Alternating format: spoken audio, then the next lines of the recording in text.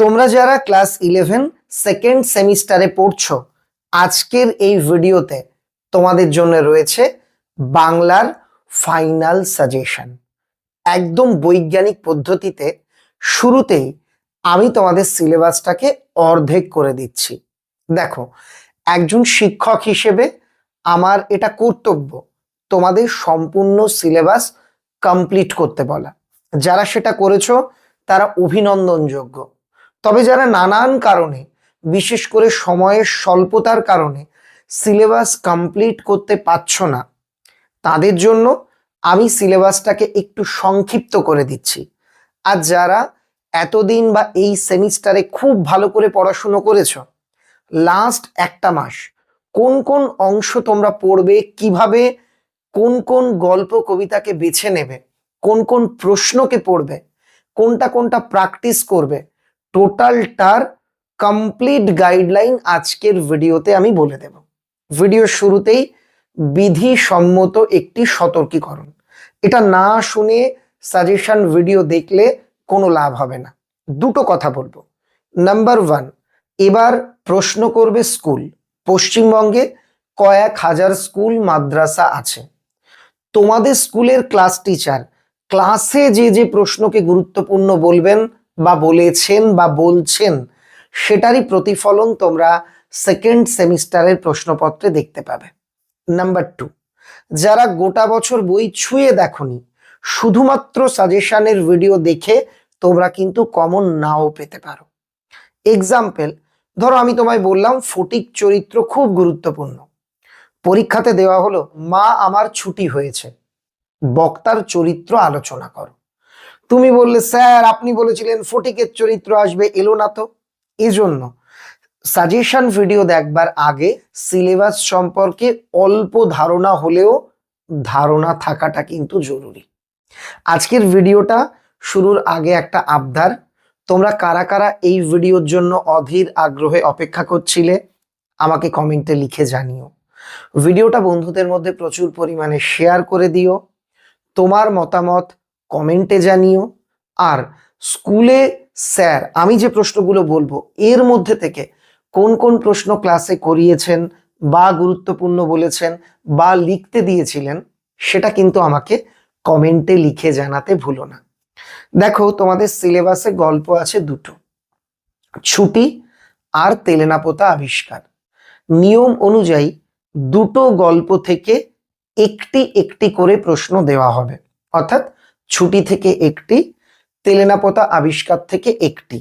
এর মধ্যে তোমাকে লিখতে হবে যে কোনো একটি গল্প। তাই দুটো তোমার ভালো করে কমপ্লিট হয়ে গেলে যে কোনো একটা গল্পকে তুমি পাখির চোখ করো, অর্থাৎ একটা গল্প ভালো করে কমপ্লিট করো, সেখান থেকে ইজিলি প্রশ্ন কমন পেয়ে যাবে। প্রথমেই আসি ছুটি গল্প।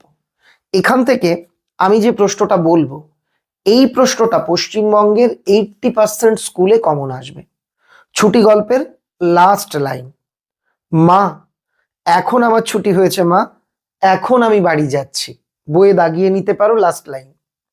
এটা দিয়ে বলবে কোন প্রসঙ্গে এই উক্তি বা কখন এই উক্তি, ফটিকের এই উক্তির তাৎপর্য লেখো।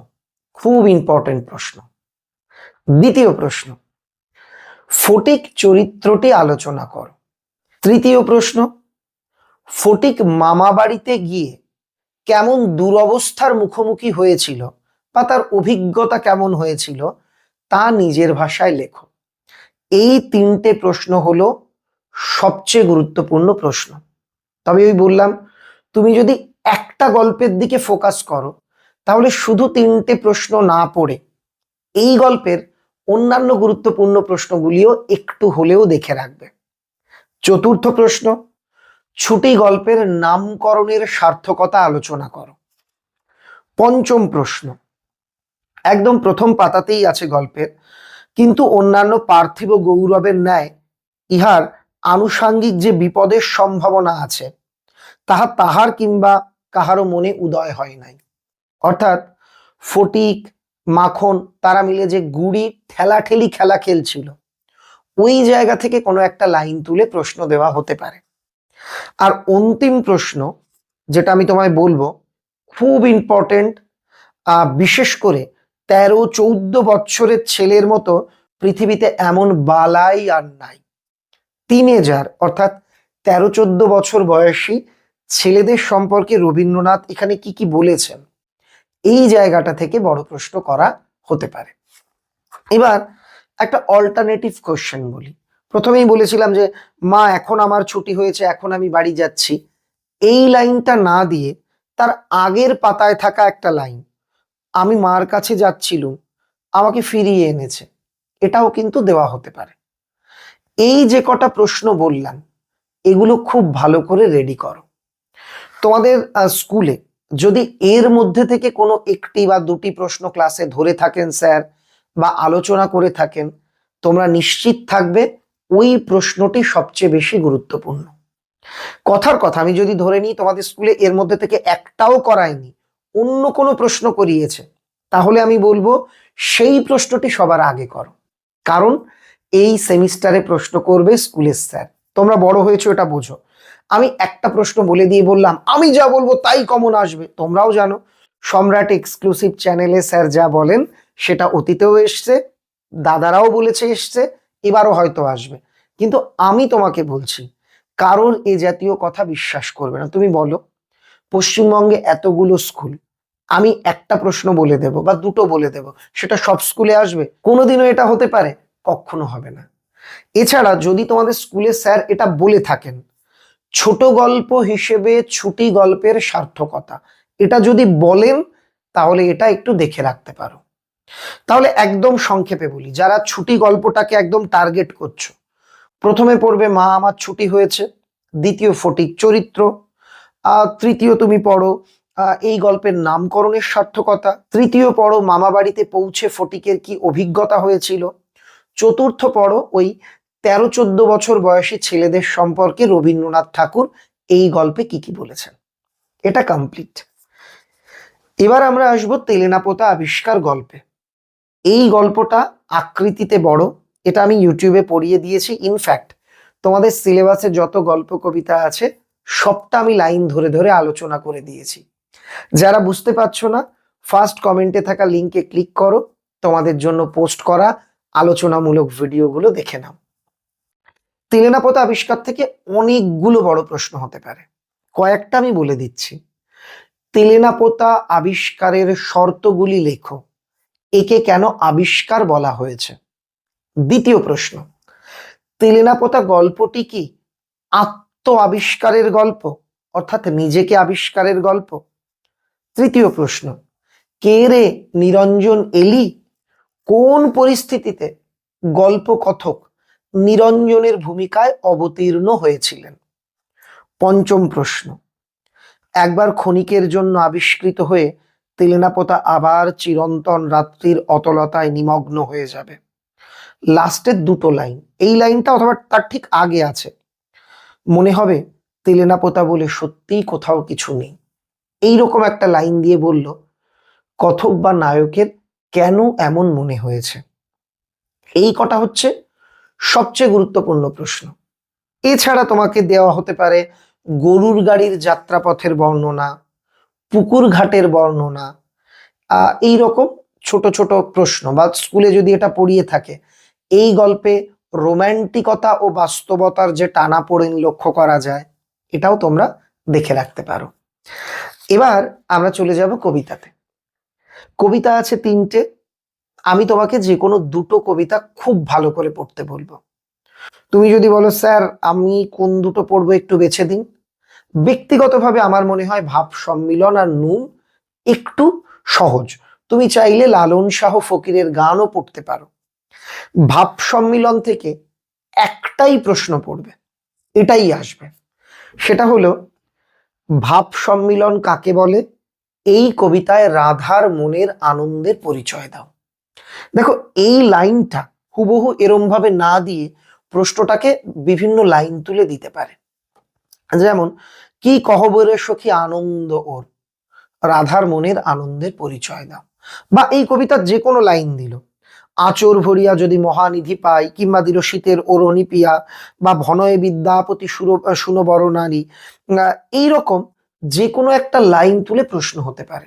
তোমরা জাস্ট এই ভাব সম্মিলন কবিতার বিষয়বস্তু, আর এই কবিতাতে রাধার মনের যে আনন্দের পরিচয় সেটা পড়ে রাখবে। কবিতার লাইনগুলোর মানে দেখে রাখবে। এটা থেকে প্রশ্ন কমন পাবেই পাবে। এবার কিছু কিছু স্কুলে প্রশ্ন খুব কঠিন হয়, একটু ঘুরিয়ে হয়। সেখানে যদি তোমাদের এই রকম প্রশ্ন স্যার ক্লাসে করিয়ে থাকেন যে ভাব সম্মিলন পদে বিদ্যাপতির অবদান বা কৃতিত্বের পরিচয় দাও, তাহলে এটা দেখবে। যদি এটা স্কুলে বলে তবেই পড়ো, নচেত এ ধরনের জটিল প্রশ্ন তুমি চাইলে স্কিপও করতে পারো। এবার লালন শাহ ফকিরের গান। এখান থেকে লালন শাহ ফকির কে, এই কবিতার বিষয়বস্তু লেখো, এই প্রশ্নটি পড়বে। এখান থেকে ওরকম লাইন তুলে প্রশ্ন হতে পারে, মানুষ ভজলে সোনার মানুষ হবি, মানুষ ছেড়ে খেপারে তুই মূল হারাবি। এইরকম একটা লাইন তুলে তোমাকে প্রশ্ন করা কিন্তু হতে পারে। তারপরের কবিতা নুন।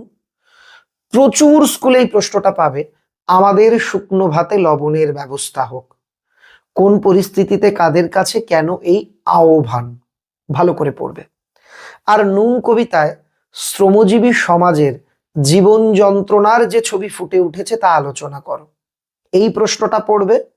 সঙ্গে পড়বে নামকরণের সার্থকতা। দেখো, আমি তোমাকে একটা প্রশ্ন বলেছি, নুন কবিতায় শ্রমজীবী আর কি পরিবারের যে ছবি ফুটে উঠেছে তা আলোচনা করো। এটা এভাবে না দিয়ে লাইন তুলেও দিতে পারে। যেমন, আমরা তো অল্পে খুশি, অল্প খুশি থাকা মানুষের জীবনযাত্রার বর্ণনা দাও। দিল মাঝে মাঝে চলেও না দিন, যাদের দিন চলে না তাদের সম্পর্কে যা যেন লেখো। এইরকম আমাদের দিন চলে যায় সাধারণ ভাত কাপড়ে, এরকম লাইন তুলেও প্রশ্ন হতে পারে। মোটের উপর শ্রমজীবী পরিবার বা এই যে যে কথক এবং বাপ বেটার যে পরিবার, এদের সম্পর্কে পড়বে। আর শুকনো ভাতে লবণের ব্যবস্থা, এটাও পড়বে। আমি একটা অনুরোধ করব, তোমাদের যেভাবে আমি বুঝিয়ে সাজেশনটা বলছি, তোমাদের ভালো লাগলে অবশ্যই লাইক করে দিও। আবারও বলছি, কারোর কথা শুনে আন্দাজে সাজেশন করে পড়বে না 11-এর কোনো সাবজেক্ট, এমনকি বাংলাও না, আমার কথা শুনেও না। তোমাদের ক্লাস টিচার ক্লাসে যা বলেছেন সেটাই তোমাদের সাজেশন। যদি তারা কিছু না বলে থাকেন, তাহলে আমি যে প্রশ্নগুলো বলছি এগুলো করো। আর যদি তোমাদের স্যারেরা কিছু বলে থাকেন আর আমি যদি এই ভিডিওতে সেগুলো বলে থাকি, সেই প্রশ্নগুলো ধরে রাখবে, ওগুলো কিন্তু পরীক্ষাতে আসার চান্স প্রবল থেকে প্রবলতর। এবার আগুন নাটক। তুমি বলে, স্যার আপনি তো সব হাফ হাফ করে দিলেন, আগুন নাটকটা তো একটাই আছে, এটা আর কি করব? আমি তোমাকে খুব গুরুত্ব দিয়ে বলছি, চতুর্থ এবং পঞ্চম যে অংশ দৃশ্য নাটকের, সেই দুটো দৃশ্য খুব ভালো করে পড়বে। হরে কৃষ্ণ এবং তার স্ত্রী, হরে কৃষ্ণ বাবু ও তার স্ত্রীর প্রসঙ্গ, আর লাস্ট লাইনে দাঁড়িয়ে কি কি হলো, এই জায়গাটা, এখান থেকে কিন্তু তুমি প্রশ্ন পেতে পারো। তার আগে একাঙ্ক নাটক হিসেবে আগুন নাটকের সার্থকতা খুব ইম্পর্টেন্ট। আগুন নাটকের প্রেক্ষাপট খুব ইম্পর্টেন্ট, যে মন্বন্তরের প্রেক্ষাপটে রচিত, সেই মন্বন্তরের বর্ণনাটা তোমাদের কিন্তু চাওয়া হতে পারে। এবার বলি, যে প্রশ্নটা অধিকাংশ স্কুলে দেখবে পঞ্চম দৃশ্য থেকে, আগুন জ্বলছে আমার পেটে, প্রসঙ্গ উল্লেখ করে উদ্ধৃতাংশের তাৎপর্য। বাবা, লুঙ্গি টিকি পইতে টুপি সব একাকার হয়ে গেছে, কোন প্রসঙ্গে, কেন এই উক্তি? একদম লাস্ট পৃষ্ঠা থেকে। এখন বাঁচতে হবে, বাঁচতে হলে মিলেমিশে থাকতে হবে, ব্যাস। এই প্রশ্নটার প্রাসঙ্গিকতা, কখন বলা হয়েছে, এইগুলো কিন্তু খুব ইম্পর্টেন্ট। আমি যদি চতুর্থ দৃশ্যে যাই, যে রক্ষক সেই হলো গিয়ে তোমার ভক্ষক, এই উদ্ধৃতাংশের তাৎপর্য, মানে হরে কৃষ্ণ বাবু মনোরমার কথোপকথন, কিষান কিষানির কথোপকথন, তারপর ক্ষীরির প্রতি যে অত্যাচার হলো, এই জায়গাগুলো তোমরা কিন্তু অল্প হলেও পড়বে। এটা কিন্তু নাটক থেকে খুব গুরুত্বপূর্ণ অংশ। এবার আমরা আসব আমাদের সহায়ক গ্রন্থ পঞ্চতন্ত্র। প্রথমেই আছে বই কেনা। বই কেনা থেকে আমি তোমাদের কিছু গুরুত্বপূর্ণ প্রশ্ন বলে দিই। এখানে তোমাদের গদ্য আছে 4টে, প্রত্যেকটার থেকে একটা করে বড় প্রশ্ন থাকবে, লিখতে হবে 2টো। অর্থাৎ যে কোনো 2টো গদ্য যদি তুমি পড়ো তুমি কিন্তু প্রশ্ন কমন পাবে। এখানেও একটু বিধিসম্মত সতর্কীকরণ। দেখো, যেটা বোর্ডের নিয়ম আমি সেটা তোমায় বলছি। যদি কোনো স্কুলে স্যার বলেন যে লাস্ট, ধরো এমন হলো তোমাদের স্কুলে লাস্ট দুটো প্রবন্ধ পড়াননি, স্যার বললেন আমি প্রথম দুটো থেকেই প্রশ্ন দেব, এমন যদি হয়ে থাকে সেটা প্রসঙ্গ ভিন্ন। তোমাদের স্কুলে যদি বলে যে না, আমরা তেলেনাপোতা আবিষ্কার থেকে প্রশ্নই দেবো না, দুটোই আর কি ছুটি থেকে দেব, সেটা স্কুলের ব্যাপার। একবার স্কুলের সঙ্গে এটা কিন্তু শুনে নেবে যে স্যারেরা কি বলছে। প্রথমেই বই কেনা থেকে মার্ক টুয়েনের লাইব্রেরির বর্ণনা, আর আদ্রে জিদে তার বন্ধুদের কিভাবে শায়েস্তা করেছিলেন, এই দুটো অংশ খুব ভালো করে পড়বে। নেক্সট, বিভিন্ন ধর্মগ্রন্থে বই সম্পর্কে যে মতামত লেখা আছে 63 নাম্বার পৃষ্ঠাতে পাবে, এইটা তুমি ভালো করে পড়বে। 64 পৃষ্ঠাতে পড়বে বই কিনে কেউ কখনো দেউলে হয়নি, এই উক্তির কারণ। তারপর 65 পৃষ্ঠাতে পড়বে অতএব সপ্রমাণ জ্ঞানার্জন ধনার্জনের চেয়ে মহত্তর। মানে এটা কিভাবে প্রমাণ হলো যে জ্ঞানার্জন ধনার্জনের থেকেও মহত্তর, এটা পড়বে। তাই সেই দিন তাই নিয়ে শোক প্রকাশ করাতে আমার বন্ধু, আমার জনৈক বন্ধু একটি গল্প বললেন, মানে ওই ড্রয়িং রুম বিহারিণী মহিলার গল্প, স্বামীর জন্য আর কি বাজারে উপহার কিনতে গেছে ওই জায়গাটা। আর একটা জায়গা লাস্ট একদম এই প্রবন্ধের, বাঙালির বই কেনার প্রতি বৈরাগ্য দেখে মনে হয় গল্পটা তারা জানে, অর্থাৎ আরব্য উপন্যাসের যে গল্প, এই কটা অংশ খুব ভালো করে পড়বে। এবার আসবো আজব শহর কলকাতা। কলকাতাকে বা কলকাতাকে আজব শহর কেন বলা হয়েছে? ফ্রেঞ্চ বুক শপ, তাকে হাতির দাঁতের সঙ্গে কেন তুলনা করা হয়েছে? ফ্রেঞ্চ বুকশপ প্রথমে দেখে কি মনে হয়েছিল, সেখানে ঢুকে প্রাবন্ধিকের কি অভিজ্ঞতা হলো, এইগুলো একটু ভালো করে দেখবে। আর দেখবে ততক্ষণে আমি একটা খাসা বই পেয়ে গিয়েছি এই প্রবন্ধের বা গদ্যের একদম অন্তিম প্যারাতে, মানে অন্তিম যে অনুচ্ছেদ তার প্রথম লাইনই এটা দেখে রাখবে। এবার 25শে বৈশাখ, খুব ভালো একটা প্রবন্ধ। এখান থেকে অনেক ধরনের প্রশ্ন হতে পারে, যেমন রবীন্দ্রনাথ এসব উত্তীর্ণ হয়ে অজরামর হয়ে রইবেন তার গানের জন্য। রবীন্দ্রনাথের কোন কোন গুণের কথা এখানে বলা হয়েছে, তিনি গানের জন্য কেন অমর হবেন বা তার গান সম্পর্কে প্রাবন্ধিক কি কি বলেছেন। রবীন্দ্রনাথের গান কখনোই নিজেকে সম্পূর্ণরূপে নিঃশেষ করে না, কেন এই যুক্তি। নটরাজের প্রতিটি অঙ্গভঙ্গির মতো রবীন্দ্রনাথের গানের প্রতিটি শব্দ, এটাও কেন বলা হয়েছে। এখানে দেখবে রবীন্দ্রনাথের অন্য কবিতার কিছু কোটেশন ব্যবহার করা হয়েছে, তারায় তারায় দীপ্তি শিখার অগ্নি জেলে, এই রকম যে নীলাম্বরের মর্মবাজারে, এই যে যে জায়গাটা, এইটা একটু পড়ে রাখবে। আর লাস্ট লাইনটা মাত্র কয়েকটি শব্দ আর একটুখানি সুর দিয়ে যিনি অলৌকিক কর্ম করতে পারেন তিনি বিশ্বকর্মা মহাত্মা। রবীন্দ্রনাথকে কেন বিশ্বকর্মা মহাত্মা বলা হয়েছে। এবার আড্ডা প্রবন্ধ, এটা আমার কাছে অত্যন্ত বিরক্তিকর মনে হয় এই প্রবন্ধটা, তবুও বলে দিই। বাড়ির আড্ডায় মেল মেলে না, এটা কেন বলা হয়েছে। ক্যাফেদা নীলের বর্ণনা, বা এই আড্ডার সকলেই সব জানতা, কোন আড্ডার কথা বলা হয়েছে। মানে প্রাবন্ধিকের নীলনদ ক্যাফে বা ক্যাফেদা নীলের আড্ডা, সেখানে তিনি প্রথম কবে কিভাবে গেলেন, তার বাড়ির কাছের ক্যাফের আড্ডা, এইগুলো একটুখানি তোমরা ভালো করে পড়ে নেবে। এই গেল আমাদের পাঠ্য বইয়ের অংশ। এবার থাকবে রচনা আর বিতর্ক। স্যার রচনা কি পড়বো? ইউটিউবে কারোর কথা শুনে কোনো রচনা পড়বে না, যেটা স্কুল টিচার বলবে সেটাই পড়তে হবে। একটা রচনা থাকবে, একটাই লিখতে হবে, অথবা একটা বিতর্ক থাকবে, বিতর্কই লিখতে হবে। তো তোমাদের স্কুলে যদি কোনো রচনা বলে সেই রচনাটা তোমরা প্র্যাকটিস করবে বা সেগুলো প্র্যাকটিস করবে। আর বিতর্ক বলতে গেলে যেগুলো কারেন্ট টপিক আছে, পরীক্ষায় পাস ফেল, চলভাস বা মোবাইল, বৃদ্ধাশ্রমে সবাইকে রাখা ভালো কিনা, বিজ্ঞাপন, পরীক্ষায় প্রাপ্ত নাম্বার সাফল্যের মাপকাঠি, তারপর অনলাইনে কেনাকাটা, তারপর এই জাতীয় কারেন্ট টপিকের ওপর তোমাদের কিন্তু বিতর্ক দেওয়া হতে পারে। এটাও স্কুলে যেগুলো করিয়েছে সেগুলো দেখবে। তোমাদের প্রস্তুতি ভালো করবার জন্য আমি কিন্তু তোমাদের জন্য অর্থাৎ সেকেন্ড সেমিস্টারের জন্য সম্রাট এক্সক্লুসিভ সেমিস্টার সহায়িকা সাজেস্টিভ বই লিখেছি। খুব অল্প মূল্যে বইটা নিকটবর্তী বইয়ের দোকানে পাওয়া যাচ্ছে। মাঝে কিছুদিন আর কি আউট অফ স্টক ছিল, তোমরা এত পরিমাণে ভালোবাসা দিয়েছো, আউট অফ স্টক হয়ে গেছিল। এখন কিন্তু আবার নতুন করে বই ছাপানো হয়েছে। তাই দোকানদার ভাই যদি বলেন যে বই আউট অফ প্রিন্ট, তুমি বলবে না, একদম জানুয়ারির দিকে শুরুর দিকে আবার নতুন করে বই ছাপানো হয়েছে, তাদের বইটি নিয়ে যেতে বলবে, 100 টাকার কমেই বই পেয়ে যাবে। এবার আসি তোমাদের দ্বিতীয় বই, মানে শিল্প সাহিত্যের ইতিহাসের বই। সাহিত্যের ইতিহাস থেকে আমি তোমায় বলবো স্কুলে যে যে টপিক করিয়েছে সেগুলো পড়ো।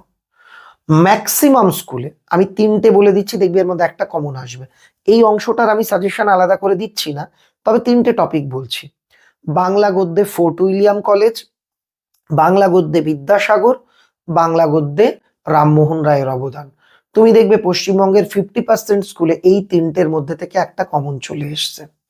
এছাড়া ছড়া, ধাঁধা, প্রবাদ প্রবচন, নাটকে দীনবন্ধু মিত্র, নাটকে বা কাব্যে, দুটো ক্ষেত্রেই হতে পারে মধুসূদন, তারপর কাব্যে রবীন্দ্রনাথ ঠাকুর বা রবীন্দ্রনাথ ঠাকুরের কাব্যের পর্যায়গুলি আলোচনা করো।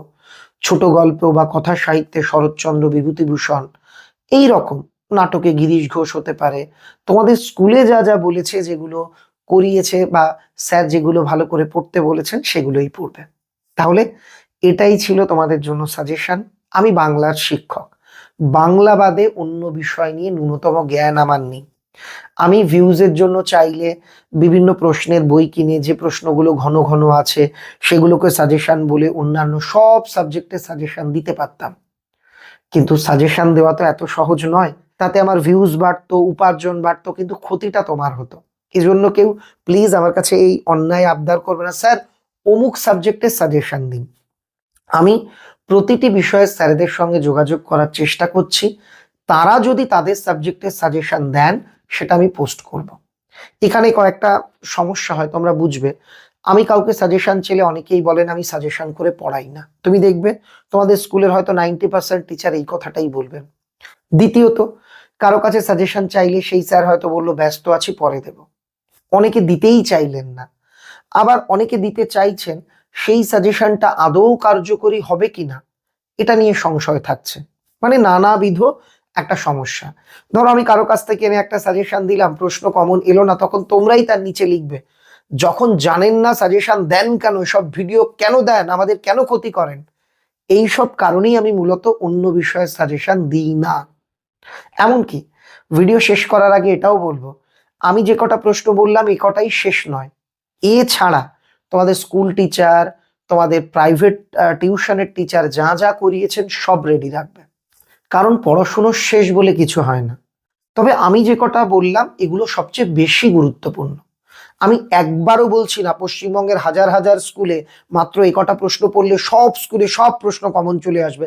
এটা কোনোদিনও হবে না, এটা বাস্তব, আমি নিজেও জানি, সেটা বলেও দিচ্ছি। তবে এটা বলছি, আমি যে কটা প্রশ্ন বললাম এ কটা সবচেয়ে গুরুত্বপূর্ণ।